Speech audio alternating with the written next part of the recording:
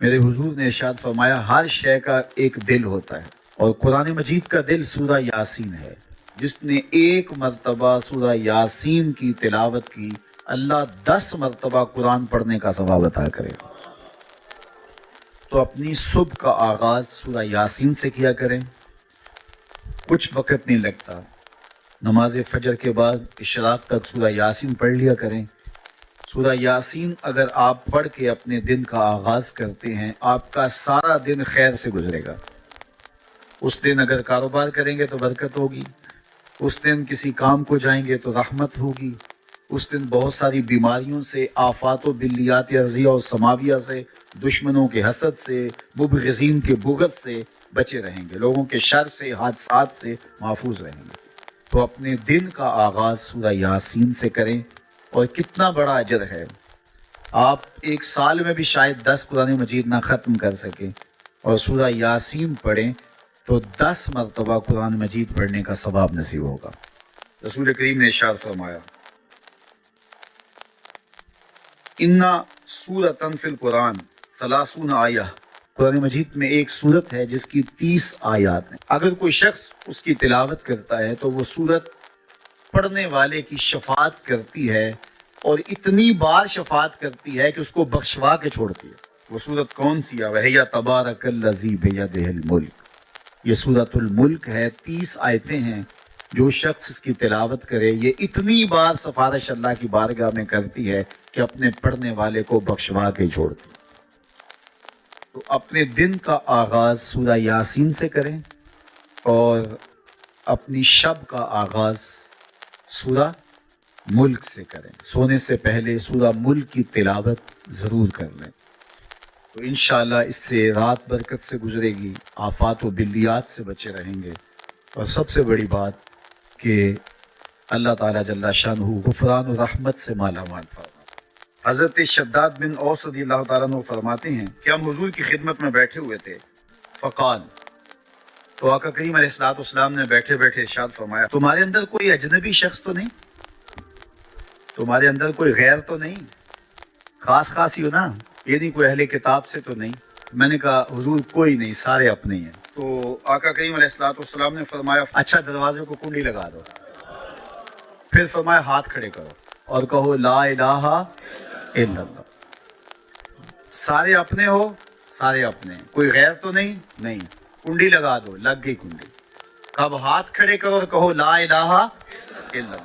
اب اگلی بات سنو، اللہ کے محبوب نے فرمایا الحمدللہ، تمام خوبیاں اللہ کے لیے۔ اے اللہ تیری تعریفیں ہیں، تو نے مجھے حق کے ساتھ اس کلمے کے ساتھ مبعوث کیا، تو نے وعدہ کیا ہے، مجھے حکم دیا اس کلمے کی تبلیغ کا، اس کے پیغام کی نشر و توزیع کا، اس کلمے کے نور کو ایک ایک سینے میں اتارنے کا۔ مالک میں نے وہ اتارا اور میں نے اس پیغام کو پہنچایا۔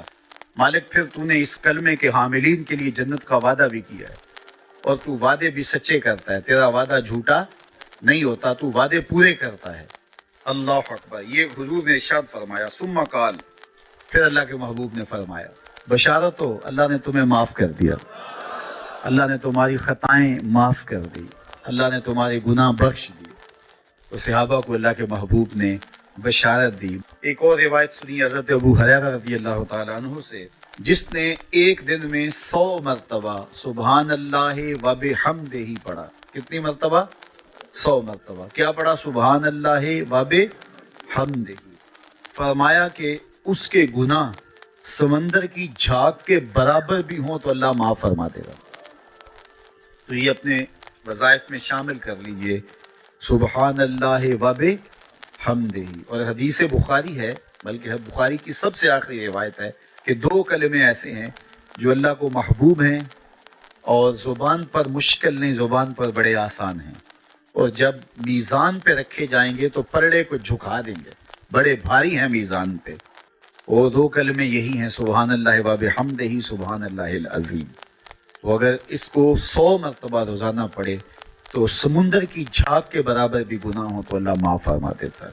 اللہ کی جو مجالس منعقد کی جاتی ہیں اس کے تو بہت سارے مقاصد ہوتے ہیں، لیکن بنیادی مقاصد 3 ہوتے ہیں جن کے لیے اس قبیل کی مجالس کا انعقاد ہوتا ہے۔ سب سے پہلے ایصال ثواب مقصود ہوتا ہے، جس کے لیے آپ اور آج میں جمع ہیں۔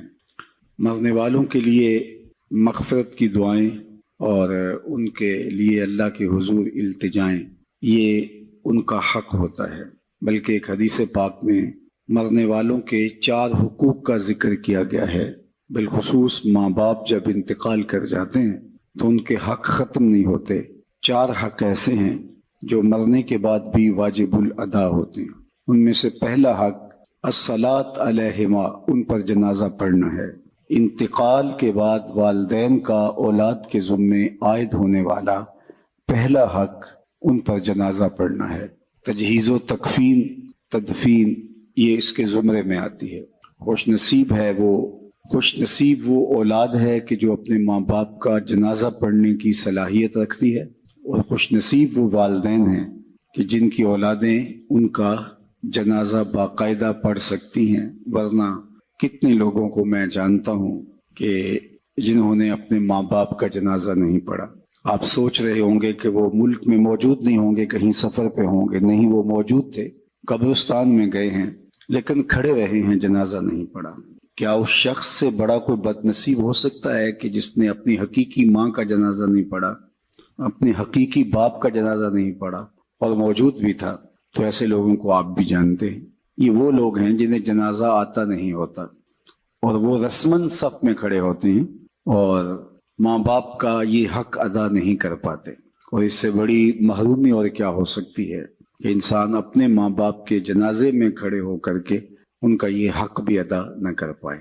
دوسرا حق ماں باپ کا جو اولاد کے ذمے عائد ہوتا ہے وہ ہے استغفار لہما، ان کے لیے بخشش کی دعائیں کرنا۔ زندگی کے اندر ماں باپ کی خدمت کے بہت سارے طریقے ہیں، ان کی خوشنودی حاصل کرنے کے بہت سارے ذرائع ہیں۔ آپ ان کے پاؤں دبا سکتے ہیں، انواع و اقسام کے پھل ان کو دے کر کے ان کی خوشنودی حاصل کر سکتے ہیں۔ ان کی خوشی کے جو بھی سامان ہیں آپ وہ کر سکتے ہیں۔ ان کے مزاج سے آشنائی کی وجہ سے آپ جانتے ہیں کہ یہ کن باتوں سے خوش ہوتے ہیں۔ لیکن جب انتقال کر جاتے ہیں تو پھر یہ سارے ذرائع ختم ہو جاتے ہیں۔ تو پھر ان کے لیے ان کی خوشنودی حاصل کرنے کے لیے دوسرا حق ماں باپ کا ان کے لیے استغفار کرنا ہے۔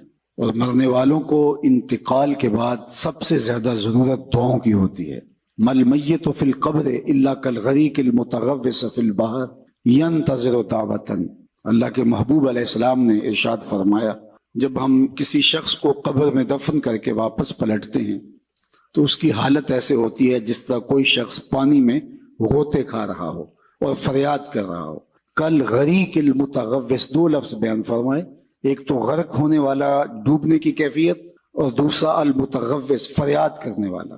اس آڑے اور مشکل وقت میں اپنے پسماندگان کی طرف سے اگر اسے کسی چیز کا انتظار ہوتا ہے، ینتظر دعوتن، وہ دعا کا انتظار ہوتا ہے، کسی کے میرے لیے ہاتھ اٹھ جائیں اور میرے لیے کوئی دعا کر دے۔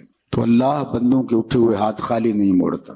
ان ربکم حیی کریم یستحیی من عبدہ اذا رفع یدیہ الیہ ان یردہما صفرا۔ تمہارا رب حیا کرنے والا کریم ہے، بندے جب اس کے سامنے ہاتھ پھیلا کے دعا مانگتے ہیں، اللہ فرماتا ہے مجھے شرم آتی ہے ان کے اٹھے ہوئے ہاتھ خالی کیسے موڑ دوں۔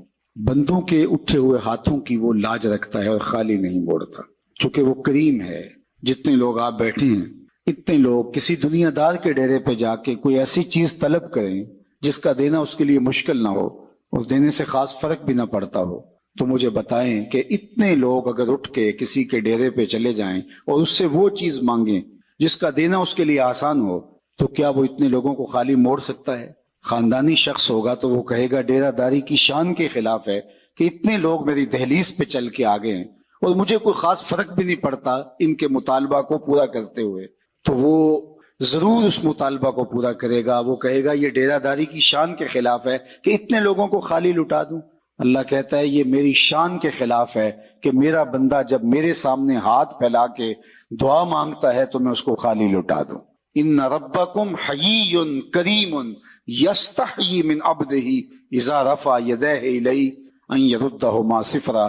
جب ہاتھ پھیلا کے وہ میرے حضور حاضر ہوتے ہیں اور میرے سے التجا کرتے ہیں تو اللہ فرماتا ہے کہ میں ان کو خالی نہیں موڑتا، چونکہ میں کریم ہوں اور مجھے خالی موڑتے ہوئے حیا آتی ہے، مجھے شرم آتی ہے کہ میں ان کو خالی موڑ دوں، چونکہ اگر میں نے بھی خالی موڑ دیا تو وہ اور تو کوئی در نہیں ہے جہاں جا کے وہ جھولی پھیلائیں گے اور جہاں جا کے وہ اپنے ہاتھ پھیلا کے دستے طلب دراز کر کے مانگیں گے۔ اگر میں نے بھی نہ دیا تو پھر وہ کس دہلیز پہ جائیں گے، کس در پہ جائیں گے؟ اور اگر کوئی خود مانگنے کے لیے تیار نہیں ہے تو اللہ تعالیٰ بے نیاز ہے۔ قل ما یعبأ بکم ربی لولا دعاؤکم، اے محبوب فرما دو اگر تم اسے نہیں پکارو گے تو وہ بھی پرواہ نہیں کرے گا۔ تمہاری ضرورت ہے، تم مانگتے رہو، جھولیاں پھیلاتے رہو، دستے طلب دراز کرتے رہو، وہ تمہاری جھولیاں بھرتا رہے گا۔ لیکن اگر تم متکبر ہو گئے، تم سرکش ہو گئے اور تم نے مانگنا چھوڑ دیا تو وہ اسے بھی پھر پرواہ نہیں، چونکہ وہ کریم بھی ہے اور وہ بے نیاز بھی ہے۔ تو تم اس سے دستے طلب دراز کر کے مانگو۔ پھر اللہ سے مانگنے کا کوئی وقت نہیں ہے، جب بھی مانگو در رحمت کو شادہ پاؤ گے۔ دنیا دار سے مانگنا ہو تو وقت دیکھنا پڑتا ہے، یہ تو سونے کا وقت ہے، اس وقت دستک دی تو الٹا طبیعت میں مزاج میں تلخی ہوگی، لیکن وہ مالک ہے لا تاخذہ سنۃ ولا نوم، نیند تو دور کی بات ہے، اسے تو اونگ بھی نہیں آتی ہے۔ تو دن کو جاؤ، رات کو جاؤ، دوپہر کے وقت در دستک پہ حاضری دو، رات کے پچھلے پہر اس کی دہلیز پہ جا کے دستک دو، جب بھی اسے پکارو گے وہ دینے پہ آمادہ ہے۔ دنیا دار سے مانگنا ہو تو اس کی زبان میں مانگا جاتا ہے، اللہ سے جس زبان میں مرضی مانگو، عربی میں مانگو، اجمی میں مانگو، ہندی میں مانگو، سندھی میں مانگو، اقبال کے لہجے میں مانگو، رومی کی طرز میں مانگو۔ نہیں مانگنا آتا خالی ہاتھ پھیلا دو، وہ بند لبوں کی بولیاں بھی جانتا ہے۔ مانگو تو صحیح، دستے طلب دراز تو کرو، ہاتھ تو پھیلاؤ۔ بت کے سامنے ہاتھ جوڑ کے زلیخا کہہ رہی تھی یا صنمی یا صنمی، اے میرے بت مجھے بچھڑا ہوا یوسف ملا دے۔ پتھر کا مادو بلا اس کی فریاد کیا سنتا، لیکن اس کا اعتقاد تھا، وہ سر شام بت کے آگے بیٹھ جاتی اور یوسف کے ملنے کی التجائیں کرتی، یا صنمی یا صنمی۔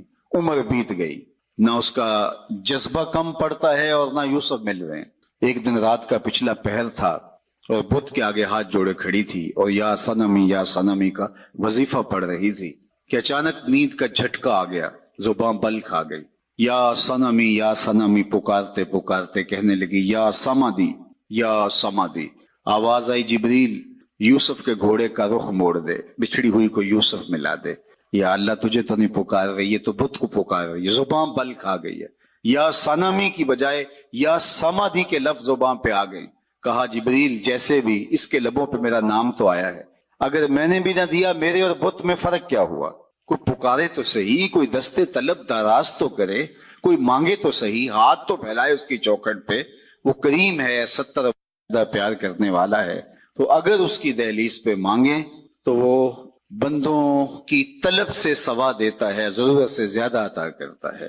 تو پہلا مقصد اس کے حضور بخشش و غفران طلب کرنا ہے، اللہ کے حضور عرض کرنا ہے کہ مالک غفران و رحمت کے پردوں میں ہماری ماں کو ڈھانپ لے۔ یہ پہلا مقصد ہے آج کے اس اجتماع کے انعقاد کا۔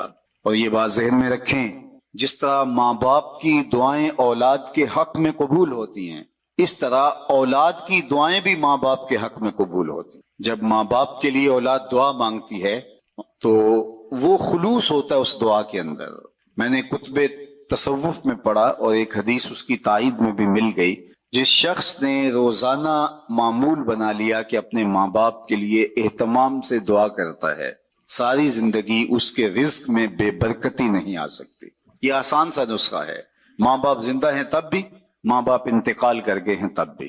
روزانہ ایک وقت متعین کر لیں اور خاص طور پہ ان کے لیے دعا کریں۔ ویسے تو جو صالح پاکیزہ اولاد ہوگی، 5 گانا نماز کی عادی اولاد ہوگی، وہ اہتمام سے نہ بھی کرے تو دن میں کتنی مرتبہ اللہ کے حضور عرض کرتی ہے ربنا اغفر لی ولوالدی، اللہ مجھے بھی بخش دے، میرے ماں باپ کی بھی مغفرت فرما دے۔ تو خوش نصیب ماں باپ کے لیے دعاؤں کے سلسلے ہوتے ہیں، تو ماں باپ کے لیے دعاؤں کا سلسلہ جاری رکھنا یہ خوش نصیب اولاد کا مقصوم ہوتا ہے۔ اوروں سے دعا کروانا آپ کو اس لیے بلایا گیا ہے نا کہ اتنے لوگوں کے ہاتھ اٹھیں گے، کتنے نیک بوڑھے بزرگ سفید ریش لوگ، نیک سادات کتنے لوگ ہیں، تو اللہ کسی کی قبول کر لے۔ تو اوروں سے دعا کروانا۔ حضرت ابو ہریرہ رضی اللہ تعالیٰ عنہ کہا کرتے تھے اللہم اغفر لأبی ہریرہ ولأمی ولمن استغفر لہما، اے اللہ ابو ہریرہ کو بخش دے، ابو ہریرہ کی ماں کو بخش دے، اور جو ہم دونوں کے لیے بخشش کی دعا کرے اسے بھی بخش دے۔ حضرت محمد بن سیرین جلیل القدر تابعی ہیں، وہ جب بھی کبھی زندگی میں دعا مانگتے تھے تو یہ دعا ضرور ساتھ مانگتے، اللہ ابو ہریرہ اور ان کی ماں کی مغفرت فرما۔ تو کسی نے ان کو کہا کہ آپ کو کوئی خاص ہمدردی ہے، کوئی تعلق خاص ہے ان کے ساتھ؟ تو فرمایا کہ ہاں وہ تو سب کو ہی ہے، لیکن میں اصل ان کی دعا کا خود مصداق بننا چاہتا ہوں، چونکہ انہوں نے کہا تھا اے اللہ ابو ہریرہ کو بخش دے، ابو ہریرہ کی ماں کو بخش دے، اور جو ہم دونوں کے لیے بخشش کی دعا کرے اس کو بھی بخش دے۔ تو میں ان کے لیے دعا کر کے اپنی بخشش کا سامان کر رہا۔ تو اپنے ماں باپ کے لیے دعاؤں کے سلسلے کو کبھی بھی ٹوٹنے نہیں دینا چاہیے۔ والدین کے لیے کثرت سے دعا، اللہ اکبر، یہ اپنے باطن کی بہتری کا ذریعہ بنتی ہے اور رزق میں اضافے کا سبب بنتی ہے، اور خوش نصیب اولاد ماں باپ کے لیے دعا کو کبھی بھی ترک نہیں کرتے، اور لوگوں سے بھی کہتے ہیں کہ میرے ماں باپ کے لیے مغفرت کی دعا کریں۔ حضرت ابو ہریرہ فرمایا کرتے تھے کوئی ہے جو مسجد اشار میں 2 رکعت پڑھے اور میری ماں کی مغفرت کی دعا کرے؟ تو غفران و بخشش کی دعاؤں کا سلسلہ یہ پہلا مقصد ہے آج کے اس اجتماع کا اور اس قبیل کے منعقدہ اجتماعات کا۔ دوسرا مقصد پسماندگان سے اظہار تعزیت کرنا ہے۔ گھر بیٹھے بھی ہم دعا کر سکتے تھے، لیکن یہاں آ کے دعا کرنے کا مقصد مرحوم کے یا مرحومہ کے پسماندگان سے اظہار محبت ہے، جس کے لیے ہم یہاں آتے ہیں اور دعا کرتے ہیں۔ اور یہ حضور کے عمل سے، سنت سے ثابت ہے کہ حضور مائز ابن مالک اسلمی کے گھر گئے ہیں جب ان کا انتقال ہوا، اور آقا کریم نے جا کر کے کہا استغفروا لمائز، مائز کے لیے بخشش کی دعا کرو۔ حالانکہ جب ان کا جنازہ اٹھا تو وہ ایک سلسلے میں مؤخوذ ہوئے، پھر حد جاری کی گئی، تو آقا کریم نے فرمایا تھا کہ میرے مائز نے ایسی سچی توبہ کی ہے، اگر روئے زمین کے تمام لوگوں میں تقسیم کر دی جائے اہل ایمان میں، لکفاہم، سب کی مغفرت ہو جائے، یعنی ان کی توبہ کو اوروں میں بانٹا جائے تو وہ بھی بخشے جائیں۔ تو ان کے گھر حضور آ کے پھر دعا کیوں کرتے ہیں، جبکہ حضور فرما چکے ہیں، اور یہ بھی فرمایا کہ وہ جنت کی نہروں میں غوطے لے رہا ہے، جنت کی نہروں کے اندر وہ کلکاریاں لے رہا ہے، جنت کی نہروں میں نہا رہا ہے۔ تو پھر حضور ان کے گھر میں کیوں آئے؟ گھر میں اس لیے آئے کہ پسماندگان کی ڈھارس بندھائیں، اور جس گھر میں حضور آئے ہوں گے وہاں کوئی دکھ رہا ہوگا، وہ کیا کسی نے کہا یہ الگ بات ہے تم آئے ہو تو کوئی نہیں، ورنہ درد تو یہاں ہزار رہتے ہیں۔ تیسرا مقصد جو ہے وہ ہمارا دوسرا مقصد پسماندگان کے ساتھ تعلق کو نبھانا ہے۔ یعنی یہ تینوں مقاصد جو چیدہ میں نے عرض کیے، تینوں مقاصد 3 اشخاص سے جڑے ہیں۔ پہلا مرنے والے کی ذات سے، دوسرا پسماندگان سے، اور تیسرا ہمارے اپنے وجود سے۔ مرنے والے کے لیے دعا، اور ہماری دعاؤں کی انہیں ضرورت ہے۔ اگر وہ اللہ کے کرم سے، اللہ کے فضل سے اللہ نے ان کو غفران و رحمت کے پردوں میں ڈھانپ لیا تو درجے بلند ہوتے ہیں دعاؤں سے۔ اور دوسرا مقصد پسماندگان سے تعزیت۔ ظاہر ہے ماں ایک ایسا رشتہ ہے کہ جس کا نعم البدل کیا بدل بھی موجود نہیں ہے۔ انسان زندگی کے جس مرحلے میں بھی چلا جائے ماں کی کمی کو شدت کے ساتھ محسوس کرتا ہے۔ ابھی ہم اندر بیٹھے تھے تو یہاں سے کوئی شعر پڑھ رہا تھا تو آواز جا رہی تھی کہ ماں کی وفائیں جب حضور یاد کر کے رو پڑتے ہیں تو پھر ہم اپنی ماں کے لیے اپنے دل کے اندر کیا جذبات، کچھ اس مفہوم کا شعر تھا۔ اور وہ ایک باقاعدہ واقعہ موجود ہے، اللہ کے محبوب علیہ السلام باقاعدہ اپنی ماں کو یاد کرتے ہیں۔ الحاویل الفتاوی کے اندر امام سیوطی نے بڑی تفصیلی کہانی لکھی ہے کہ ایک دن حضور مکے سے ہجرت فرما کے جب مدینہ تشریف لائے تو ایک دن مسجد نبوی میں نماز پڑھانے کے لیے اللہ کے محبوب تشریف لے گئے۔ عشاء کی نماز کا وقت تھا تو ہجوم عاشقاں جو ہی حضور حجرہ نور سے باہر نکلے تو ادب سے صحابہ کھڑے ہو گئے۔ بس یہ لمحے حضور علیہ السلام کی آنکھوں کے سامنے آئے تو آنکھیں چھلکنے لگی، اور پھر حضور علیہ السلام نے ایک ٹھنڈی آہ بھری اور ایک جملہ ارشاد کیا، لو ادرکت والدی او احدہما، کاش آج میرے ماں باپ زندہ ہوتے، یا کم از کم میری ماں ہی زندہ ہوتی۔ انسان نے مشکل وقت دیکھا ہو، بعد میں خوشحالیاں آ جائے یا اور زیادہ خوشحالیاں اللہ عطا کر دے تو انسان آرزو کرتا ہے۔ آج تو اس دنیا میں یہ نفسی کی دنیا ہے، اس میں تو وہ کہتے ہیں قیامت کے اندر ہوگا نفسی کا عالم، تو یہ تو قیامت سے قبل ہی عالم ہو گیا ہے۔ تو آج تو کسی کی عزت پر لوگ آتش غیظ و غضب اور آتش حسد میں جلنے لگ جاتے ہیں، تو ایک ماں ایسا رشتہ رہ گیا ہے جس کو قلبی فرحت اور مسرت ہوتی ہے۔ اب آقا کریم علیہ السلام کا معاملہ آپ جانتے ہیں کہ پیدا ہونے سے قبل باپ کا انتقال ہو گیا. 6 سال کی عمر تھی کہ اپنی والدہ کے ہمراہ حضور مدینہ المنورہ میں پہنچے حضرت عبداللہ کی قبر کی زیارت کے لیے. جب واپس پلٹے تو بوا کے مقام پر حضرت آمنہ سلام اللہ علیہا کو سخت بخار ہو گیا. انہیں لگا کہ یہ میرا بخار جان لیوا ثابت ہوگا، تو انہوں نے حضور علیہ الصلوۃ والسلام کے سر پہ ہاتھ رکھا اور حضور سے کچھ کہنا چاہ رہی تھی، آخری بات، لیکن وہ ضبط کے بندھن ٹوٹ گئے اور چھم چھم آنسو آنکھوں سے ٹپکنے لگے. تو حضرت آمنہ نے جو جملے کہے، علماء نے سیرت کی کتابوں میں موجود ہے. سیرت کی سب سے پہلی کتاب جو ہے وہ ابن حشام کے اندر یہ لفظ موجود ہیں کہ حضرت آمنہ بمشکل چند جملے ادا کر پائیں. وہ یہ تھے کہ بیٹا ہر نئی چیز سے پرانا ہو جانا ہے، ہر باقی نے فنا ہو جانا ہے، میں بھی جا رہی ہوں. وہ ذکر باق و ولد تو توہرا، لیکن میرا ذکر نہیں مٹے گا، اس لیے کہ تیرے جیسا ستھرا بیٹا چھوڑ کے جا رہی ہوں. جن ماؤں کے بیٹے اچھے ہوں ان کا تذکرہ مٹا نہیں کرتا، ان کی یادیں ختم نہیں ہوتی. یہ آخری لفظ تھے سیدہ آمنہ کے کہ ان کی سانس ٹوٹ گئی اور انتقال ہو گیا. حضور اپنی ماں سے لپٹ گئے اور بار بار کہتے تھے امی آپ آگے بولتی نہیں، لیکن خاموش ہو گیا تھا چمن بولتا. پھر ماں کی وہی تدفین کی، ابوا کی ریت کے چھوٹے چھوٹے جو ہے وہ ٹکڑے پتھروں کے ماں کی قبر پہ رکھے. اور ہو بھی کیا سکتا تھا، وہ کیا کسی نے کہا تجھے کن پھولوں میں ہم کفن دیں، تو جدا ہی ایسے موسموں میں ہوا جب درختوں کے ہاتھ پھولوں سے خالی تھے. ماں کی تدفین کے بعد ام ایمن کے ساتھ حضور لپٹ کے بیٹھ گئے اور حضرت عبد المطلب کے پاس انہوں نے آ کے خبر دی کہ آپ کی بہو انتقال کر گئی راستے میں اور ابوا میں ہم نے تدفین کر دی. ابن حشام نے لکھا ہے کہ حضور کو آغوش میں سمیٹ کر حضرت عبد المطلب بہت روئے اور ام ایمن سے ہی کہا کہ میرے بیٹے کا تم نے بہت خیال رکھنا ہے. اور آقا کریم علیہ الصلوۃ والسلام کی ذمہ داریوں کو جس طرح پھر وہ نبھاتے رہے وہ تاریخ کا ایک انوکھا باب ہے. اور حضرت ام ایمن نے جس طرح ڈیوٹی سر انجام دی، حضور علیہ السلام فرمایا کرتے تھے ام ایمن میری ماں کے بعد میری ماں ہے. پھر حضرت عبد المطلب کا بھی انتقال ہو گیا 2 سال کے بعد. اس وقت حضور علیہ السلام کی عمر 8 برس تھی. سیرت کی کتابوں میں یہ واقعہ موجود ہے کہ جب امیر قریش حضرت عبد المطلب کا جنازہ اٹھا پورا مکہ امڈ آیا، لیکن 8 سال کے بچے کو دیواروں سے لپٹ لپٹ کے لوگوں نے روتے ہوئے دیکھا. پھر چچا کی کفالت، پھر وہ وقت بھی گزرا. مکے کے بازار، طائف کی گلیاں، کھدے ہوئے گڑھے، ڈالی جانے والی اجریاں، آلام، تکلیفیں، کفار کی طرف سے ریشہ دوانیاں، جبر، ظلم اور استبداد کی لمبی داستانیں. اللہ کا حکم ہوتا ہے کہ آپ ہجرت کر کے مدینے آ جائیں، تو حضور علیہ السلام مدینے چلے گئے. تو آج حالات بدل گئے. حضور جو ہی حجرہ انور سے باہر نکلے صحابہ دب سے کھڑے ہو گئے. وہ وقت بیت گیا جب لوگ پتھر مارتے تھے، اب صحابہ پلکیں بچھاتے ہیں. وہ وقت گزر گیا جب لوگ آوازیں کستے تھے. صحابہ صفوں میں ہاتھ باندھے منتظر ہیں، اور جو ہی حجرہ انور سے حضور نکلے تو ادب سے استادہ ہو جاتے ہیں.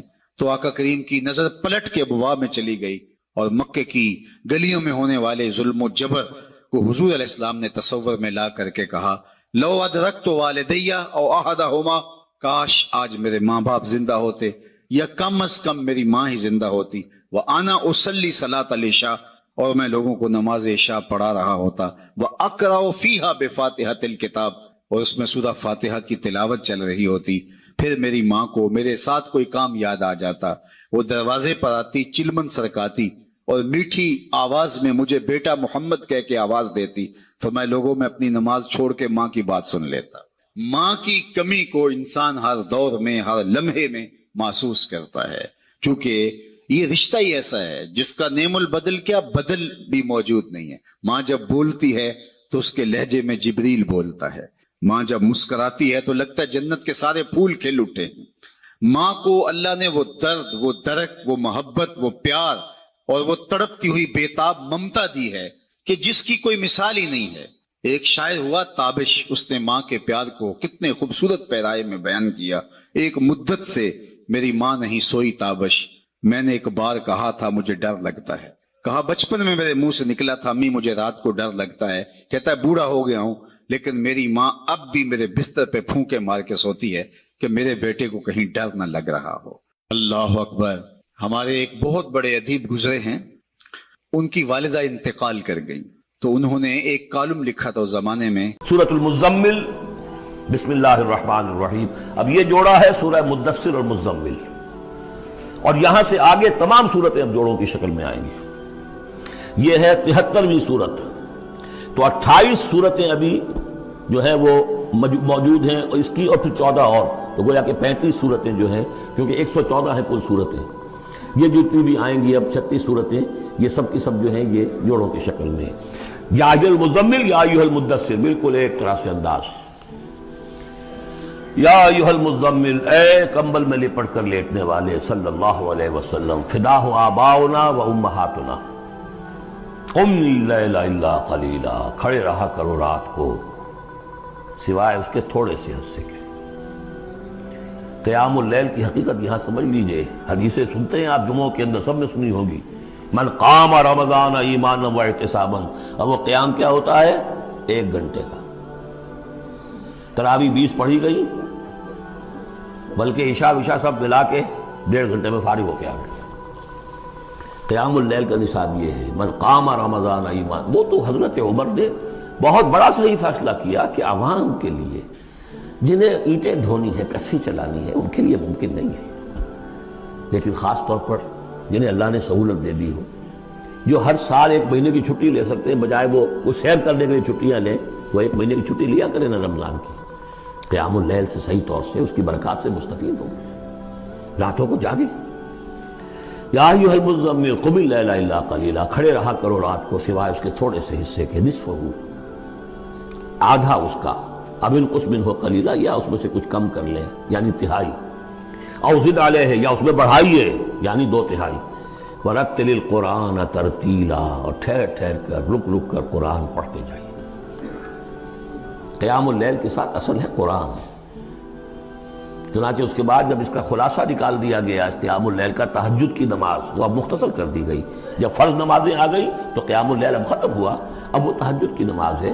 وَمِنَ اللَّيْلِ فَتَہجد بِهِ، اس قرآن کے ساتھ تہجد. یہ نہیں کہ وہ تو یاد ہی نہیں قرآن، تو چند صورتیں ہیں وہ 8 رکعتیں پڑھی اور پھر بیٹھ گئے کسی اور طرح کے ذکر میں، وہ تہجد نہیں ہے. قرآن کے ساتھ اس کے لیے قرآن یاد کرو. رتل القرآن ترتیلا، ترتیل کہتے ہیں ٹھہر ٹھہر کر ایک لفظ پر غور کرتے ہوئے قرآن کو پڑھنا. انا سنلقی علیک قولا ثقیلا، ہم عنقریب آپ پر ایک بہت بھاری بوجھ ڈالنے والے.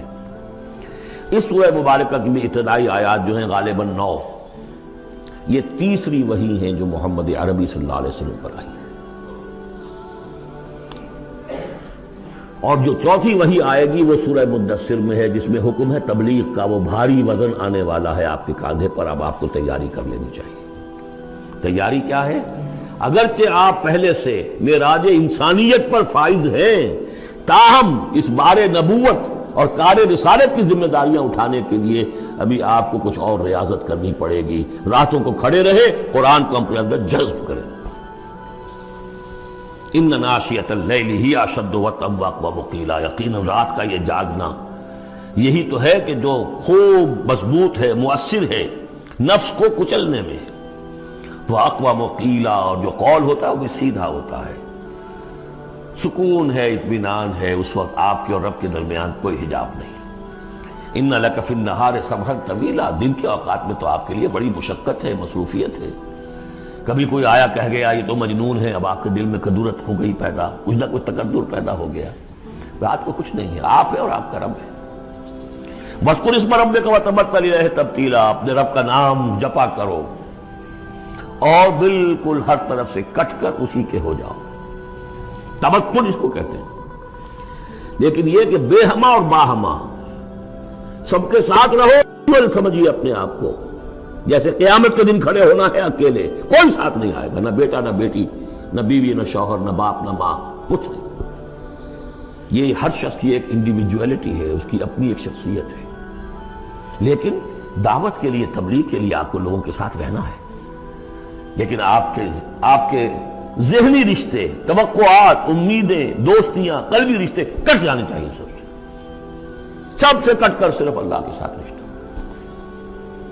رب المشرق والمغرب، وہ تو رب ہے مشرق کا بھی مغرب کا بھی، لا الہ الا ہو، اس کے سوا کوئی معبود نہیں. فاتخذہ وکیلا، بس اسی کو پکڑ لیجئے اپنا جو ہے کارساز. واصبر علی ما یقولون واہجرہم ہجرا جمیلا، اور جو کچھ یہ کہہ رہے ہیں اس پر صبر کیجئے. یہ مجنون کہہ رہے ہیں، شاعر کہہ رہے ہیں، ساحر کہہ رہے ہیں، وہ کہہ رہے ہیں، صبر کیجئے. وَاہْجُرْهُمْ حَجْرًا جَمِيلًا، ان سے تعلق منقطع کیجئے لیکن خوبصورتی کے ساتھ. لٹ مار کے علیحدہ نہیں ہونا ہے، قالوا سلاما، علیحدہ بھی ہونا ہے، وَإِذَا خَاطَبَهُمُ الْجَاهِلُونَ قَالُوا سَلَامًا، خوبصورتی کے ساتھ، تاکہ آج یہ بات نہیں سن رہے تو کل دوبارہ ان سے ملنے کا موقع ہو تاکہ بات کی جا سکے. یہ بالکل ابتدائی دور کی باتیں. پھر وہی بات آگے، ذرنی، مجھے چھوڑیے، ذرنی والمکذبین اولی النعمہ، چھوڑیے مجھے اور یہ جو جھٹلانے والے ہیں جو بڑی نعمتوں کے اندر ہم نے ان کو رکھا ہے. اولی النعمہ، ہم نے ان کو کھانے پینے کو دیا، اولاد دی، بڑی سی جائیداد دے دی. وَمَهِّلْهُمْ قَلِيلًا، اور اے نبی ذرا انہیں کچھ دیر مہلت دیجیے، جلدی نہ کیجیے. وَلَا تَعْجَلْ عَلَيْهِمْ، یہ بھی ہم پڑھ چکے ہیں، ان پر جلدی نہ کیجیے. مَهِّلْهُمْ قَلِيلًا، آخری پارے میں بھی آ جائے گا سورۃ آئے مَهِّلْهُمْ أَمْهِلْهُمْ رُوَیدًا، تو ان کو ذرا مہلت دیجیے تھوڑی دیر کی. اِنَّا لَدَيْنَا أَنْكَالًا وَجَحِيمًا، ہمارے پاس ان کے لیے بیڑیاں ہیں، آگ ہے، وَطَعَامًا ذَا غُصَّةٍ، کھانا وہ ہے کہ جو حلق میں اٹک جائے گا، زقوم میں منہ ماریں گے، وَعَذَابًا أَلِيمًا، اور دردناک عذاب ہے. یہ جا رہے ہیں کشا کشا ادھر، لیکن یہ کہ ابھی ہمیں وہ اجل مسمى جب آئے گی اس وقت تک کے لیے ہم انہیں مہلت دیں گے، ان کی رسی دراز کریں گے. یوم ترجف الارض والجبال وکانت الجبال کثیبا مہیلا، جس دن کے کانپے گی زمین بھی اور پہاڑ بھی لرزیں گے اور ہو جائیں گے پہاڑ جیسے ریت کے پھسلتے ہوئے تودے ہوں. جیسے آپ نے سینڈ ڈیوز دیکھے ہوں گے، وہ پھسل رہی ہے ادھر سے ادھر. یہ پہاڑ کوہ ہمالیہ یہ بھی اس طرح کا تودا بن کے اور پھسل کر اور سب برابر ہو جائے گا. لا عوج فیہ ولا امتا، نہ کوئی ٹیڑھ رہے گا، نہ کوئی موڑ ہوگا، نہ کوئی اور، سیدھی چٹیل زمین. انا ارسلنا الیکم رسولا، دیکھو لوگو اے قریش، ہم نے تمہاری طرف اپنا رسول بھیج دیا ہے. شاہدن علیکم، شاہدن علیکم، جو تم پر گواہ بنے گا. یہاں تمہیں گواہی دے گا اپنے قول اور اپنے عمل سے حق کی، اور وہاں تمہارے خلاف کھڑا ہوگا، اے اللہ میں نے ان کو پہنچا دیا تھا دین. کما ارسلنا الی فرعون رسولا، جیسے کہ ہم نے بھیجا تھا فرعون کی طرف بھی اپنا رسول حضرت موسیٰ علیہ السلام. فعصا فرعون الرسول، تو فرعون نے بھی رسول کی یعنی حضرت موسیٰ کی معصیت کی، ان کا نافرمانی کی. فاخذناہ اخذا وبیلا، تو ہم نے پکڑ لیا اس کو بڑا وبال والی پکڑ. فکیف تتقون ان کفرتم، اب اگر تم کفر کرو گے تو تم کیسے بچ جاؤ گے؟ فرعون نہیں بچا، قوم نوح نہیں بچی، قوم عاد نہیں بچی، قوم سمود نہیں بچی، قوم شعیب نہیں بچی، عمورہ اور صدوم کی بستیاں نہیں بسی، تم کیسے بچ جاؤ گے؟ فکیف تتقون ان کفرتم یوما یجعل الولدان شیبا، اس دن جس دن کا کہ جو دن کے بوڑھوں بچوں کو بوڑھا کر دے گا. قیامت کا دن، اس کے شدائد، اس کی سختیاں. السماء منفطر بہ، آسمان اس کے ساتھ پھٹ پڑنے کو ہے، یعنی وہ ثقلت فی السماوات والارض، وہ کہیں باہر سے تو نہیں آئے گی، وہ قیامت وہ انہی آسمانوں اور زمین کے اندر جو ہے وہ اسی میں انہیرنٹ ہے. السماء منفطر بہ، آسمان پھٹ جائے گا. کان وعدہ مفعولا، اور اللہ کا وعدہ پورا ہو کر رہے گا. ان ھذہ تذکرہ، یقیناً یہ یاد دہانی ہے، تذکرہ ہے، نصیحت ہے. فمن شاء اتخذ الی ربہ سبیلا، تو جو کوئی بھی چاہے وہ اپنے رب کی طرف راستہ اختیار کر لے، سیدھا راستہ ہے، صراط مستقیم ہے. آج ہی بسم اللہ کرو، آج ہی توبۃ النصوح کر کے گھروں میں داخل ہو. اب یہ ہے 19 آیات، لیکن اس کے بعد جو ایک آیت پر پورا رکوع مشتمل ہے، اس کے بارے میں بہت عرصے تک میں بہت پریشان رہا اس کو سمجھنے میں، اور میں حیران ہوں کہ تفاسیر میں کہیں مجھے کوئی اس کے لیے بات نہیں ملی. اتفاقاً ہے کہ میں الاتقان فی علوم القرآن اس کا مطالعہ کرتے ہوئے مجھے حضرت عبداللہ ابن عباس رضی اللہ تعالیٰ عنہما کا ایک قول مل گیا کہ یہ ایک آیت نہیں 2 آیتیں ہیں. یہ روایات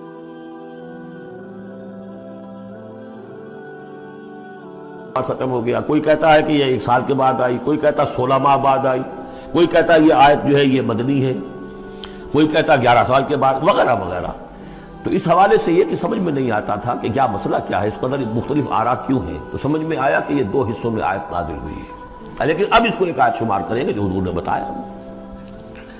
ان ربک یعلم انک تقوم ادنی من ثلثی اللیل ونصفہ وثلثہ وطائفۃ من الذین معک، اے نبی آپ کا رب جو ہے جانتا ہے کہ آپ بھی کھڑے رہتے ہیں تقریباً 2/3 رات اور نصف رات اور رات کا تہائی حصہ، وطائفۃ من الذین معک، اور یہ کہ آپ کے ساتھ بھی جو جماعت ہے ان میں سے لوگ آپ کے ساتھ کھڑے رہتے ہیں۔ واللہ یقدر اللیل والنہار، اللہ تعالیٰ نے ہی رات اور دن کا ایک اندازہ مقرر کیا ہے، یہ مشقت زیادہ دیر نہیں جھیلی جا سکتی، لہذا علم ان لن تحصوہ، اللہ جانتا ہے، اس کے علم میں ہے کہ تم اس کی پابندی نہیں کر سکو گے۔ فتاب علیکم، تو اللہ نے تم پر نرمی فرمائی، شفقت فرمائی، رحمت کی نظر کی۔ فقرؤوا ما تیسر من القرآن، تو جتنا آسان ہوا کرے تمہارے لیے، میسر ہوا کرے، یسر آسان، اتنا رات کو پڑھ لیا کرو۔ علمان سے اب یہاں یہ آیت کا پہلا حصہ ہے کہ جو میرے خیال میں 1 سال بعد یا 11 ماہ بعد نازل ہو گیا، یعنی یہ کہ اب یہ پابندی کہ کم سے کم 1/3، اور یہ کہ کوشش کرو کہ آدھی یا 2/3 یہ پابندی ختم ہو گئی، جتنا کھڑا ہو سکتے ہو آسانی کے ساتھ۔ فقرؤوا ما تیسر من القرآن، بقیہ حصہ جو ہے یہ میرے نزدیک بالکل ہجرت سے متصل قبل نازل ہوا ہے، وہ 11 سال والی روایت اس حصے پر ہے۔ علم ان سیکون منکم مرضی، اللہ کے علم میں ہے کہ کچھ لوگ ہوں گے تم میں سے جو مریض ہو جائیں گے، ان کے لیے ممکن نہیں ہوگا قیام اللیل۔ وآخرون یضربون فی الارض یبتغون من فضل اللہ، اور لوگ ہوں گے زمین میں سفر کرنے پر مجبور ہوں گے اللہ کے فضل کی تلاش میں۔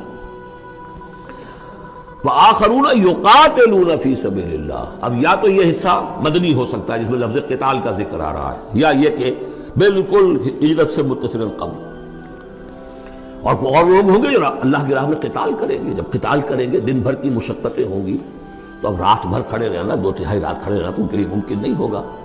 فقرؤوا ما تیسر من، ایک تو اسی جو بھی تم کر سکو جتنا آسان ہو اتنا پڑھ لیا کرو۔ وَأَقِیمُوا الصَّلَاةَ وَآتُوا الزَّکَاةَ، اب نماز پنجگانہ کا حکم آ گیا ہے سن 11 میں، جبکہ معراج واقع ہوئی، قیام 5 نمازوں کا، اس کو قائم کرو۔ یہ گویا کہ اب بدل ہے قیام اللیل کا۔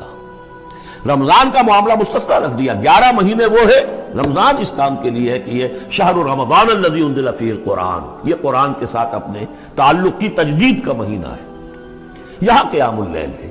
جیسا کہ آیا اس خطبے میں بھی جو حضور کا خطبہ نقل کیا ہے حضرت سلمان فارسی نے، جعل اللہ صیامہ فریضۃ وقیام لیلہ تطوعا، اللہ نے اس کا روزہ رکھنا تو فرض کر دیا، وہ تو سب رکھیں گے، مزدور ہے، اینٹ ڈھوتا رکھنا ہوگا، اس لیے کہ یہی لوگ ہوں گے جنہیں جنگ میں بھی جانا پڑے گا کہ نہیں، یہ سختیاں نہیں جھیلیں گے، تیار نہیں ہوں گے، سرد و گرم کشیدہ نہیں ہوں گے تو کیسے جائیں گے۔ لیکن یہ ہے کہ عام لوگ رمضان کے اندر آ کر اس کو یہ کہ رات کے وقت جو ہے اس کو رکھ دیا، وجعل اللہ صیامہ فریضۃ وقیام لیلہ تطوعا، یہ آپ کی مرضی پر چھوڑ دیا، فرض نہیں۔ حضرت عمر نے اس کا یہ کیا کہ ایک حصہ تو ایسا کر دیا کہ کوئی بھی شخص محروم نہ رہے، چلے 1 گھنٹے کے اندر وہ تو ہر شخص ہی سن لیا کرے، لیکن ان کا سننا یہ تھا کہ حسب الخزت بردل کی عزت، جو بھی قاری پڑھ رہا ہے وہ سمجھ رہے ہیں، ہمارے ہاں وہ سننا ہی سننا رہ گیا، باقی سمجھ تو ہے ہی نہیں، زیرو ہے۔ لیکن یہ ہے جو اصل میں خرابی واقع ہوئی، ورنہ واقعہ یہ ہے کہ صرف اجتماع قرآن ان کے لیے تو بہت بڑی بات ہے، ایک ایک لفظ جو ہے ان کے قلب کے اندر اترتا چلا جا رہا ہے، ان کی اپنی زبان ہے، زبان یار من جو ہے ہمارا والا معاملہ نہیں ہے کہ زبان یار من ترکی ہے ومن ترکی نمی دانم۔ تو فرمایا واقیموا الصلاۃ وآتوا الزکاۃ واقرضوا اللہ قرضا حسنا، اور اللہ کو قرض حسنا دو۔ وما تقدموا لانفسکم من خیر، اور جو بھی تم آگے بھیجو گے اپنی جان کے لیے، اپنے فائدے کے لیے جو خیر بھیجو گے، تجدوہ عند اللہ، اسے موجود پاؤ گے اللہ کے پاس، کس حال میں؟ ہوا خیرن، وہ بہتر ہوگا اس سے جس حال میں کہ تم نے بھیجا تھا اللہ کے پاس، وہ 700 گنا ہوگا، وہ کس نوعیت کا ہوگا؟ خیرن، اس سے بہتر ہوگا جو تم نے دیا تھا۔ وَأَعْظَمَ أَجْرًا، اور اجر کے اعتبار سے بہت بڑا، وہ مال تو دے گا ہی تمہیں 700 گنا کر کے لوٹا کر دے گا، لیکن اس کے علاوہ اور اجر دے گا اپنے فضل سے، اپنے پاس سے۔ بستغفر اللہ، اور استغفار کرو اللہ سے۔ ان اللہ غفور الرحیم، یقیناً اللہ غفور اور رحیم ہے، بخشنے والا ہے